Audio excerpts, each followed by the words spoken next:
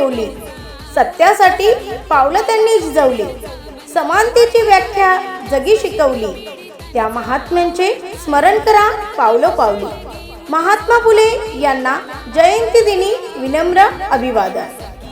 11 April सत्यशोधक क्रांतीसूर्य महात्मा ज्योतिबा फुले तसेच 14 एप्रिल विश्वरत्न महामानव डॉक्टर बाबासाहेब आंबेडकर या दोन्ही महामानवांच्या जयंतीनिमित्त सर्व नागरिकांना हार्दिक शुभेच्छा।